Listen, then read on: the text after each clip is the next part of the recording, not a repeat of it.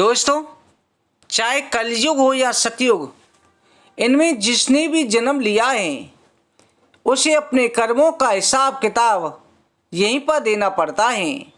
जिसने जैसे कर्म संसार में किए उन्हीं के अनुसार उसे अपने कर्मों का फल भुगतना पड़ेगा।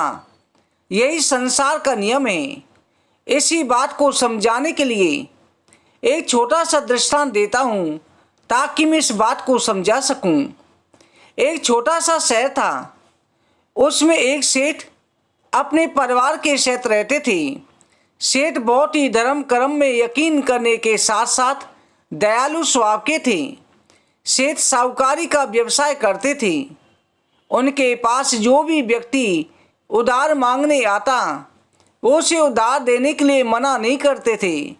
सेठ मुनीम को बुलाते और जो उधार मांगने वाला व्यक्ति होता उससे पूछते, भाई तुम उधार कब लौटाओगे, इस जन्म में या फिर अगले जन्म में। जो लोग ईमानदार होते वो कहते, सेठ जी हम तो इसी जन्म में आपका कर्ज चुकता कर देंगे, वो भी पूरा ब्याज दे कर के, क्योंकि आपने हमारी मदद की है। हमारा फर्ज भी बनता है, जिसने मुसीबत में साथ दिया उसे भला कैसे झूठ बोलना। कुछ लोग तो बहुत चालाक व बेईमान होते, कहते सेठ जी हम आपका कर्ज अगले जन्म में उतारेंगे। वो अपनी चालाकी पर मनी मन खुश होते कि क्या मूर्ख सेठ है जो अगले जन्म में उधार वापसी की उम्मीद लगाए बैठा है। ऐसे लोग मुनीम से पहले ही कह देते कि वो अपना कर्ज अगले जन्म में लौटाएंगे। मुनीम भी कभी किसी से कुछ पूछता नहीं था। जो जैसा कह देता मुनीम वैसा ही वही खाते में लिख देता था। यह बात एक चोर को पता चली कि इस शहर में एक सेठ है जो पैसे उधार देता है, वापसी अगले जन्म में लेता है। चोर के मन में लालच आई, क्यों ना ऐसे सेठ से उधार लिया जाए, फिर वो वापस पैसे नहीं देने होंगे। फिर क्या था, एक दिन एक चोर भी सेठ जी के पास उधार मांगने पहुंचा। उसे भी मालूम था कि सेठ अगले जन्म तक के लिए रकम उधार दे देता है।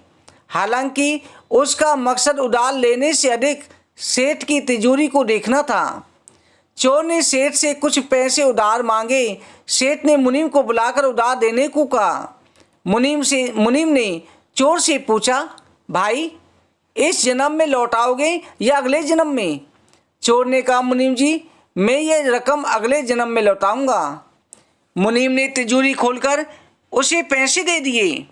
चोर ने भी तिजोरी में रख ली और तय कर लिया कि इस मूर्ख सेठ की तिजोरी आज रात को मैं उड़ा दूंगा। मन में लालच का भूत सवार था। उसी रात में ही चोर सेठ के घर पहुंचा। वही भैंसों के तबेले में छिपकर सेठ के सोने का इंतजार करने लगा। अब घटना कुछ इस तरह से घटी। अचानक चोर ने सुना कि भैंसें आपस में बातें कर रही हैं। चोर को पशुओं की भाषा समझ आती थी। एक भैंस ने दूसरी भैंस से कहा, तुम तो आज ही आई हो ना बहन। दूसरी भैंस ने जवाब दिया कि हाँ आज ही सेठ के तबेले में आई हूँ। सेठ जी का पिछले जन्म का कर्ज उतारना है। और तुम कब से यहाँ हो।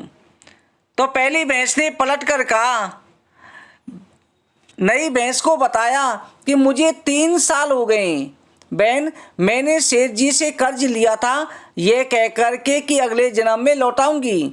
सेठ से उधार लेने के बाद जब मेरी मृत्यु हो गई तो मैं भैंस बन गई और सेठ के तबेले में चली आई।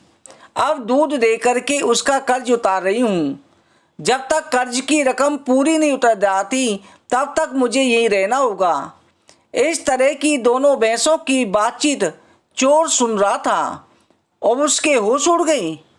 वह बड़ी भैंसों की ओर देखने लगा। ये समझ गया कि उधार का चुकाना ही पड़ता है, चाहे इस जन्म में या अगले जन्म में उसे चुकाना ही होगा। चोर उल्टे पांव सेठ जी के घर की ओर भागा। जो उसने कर्ज लिया उसे फटाफट मुनीम को लौटाकर रजिस्टर से अपने नाम कटवा लिया। हम इस दुनिया में इसलिए आते हैं क्योंकि हमें किसी से लेना होता है, किसी को देना होता है। इस तरह से हर मनुष्य या पशु पक्षी कुछ न कुछ लेने के हिसाब से चुकाने होते हैं। इस कर्ज का हिसाब चुकता करने के लिए इस दुनिया में कोई बेटा बनकर आता है, कोई बेटी बनकर आती है, कोई पिता बनकर आता है, कोई माँ बनकर आती है, कोई पति पत्नी बनकर आती है। यही प्रकृति का नियम है। जैसा करोगे वैसा फल मिलेगा।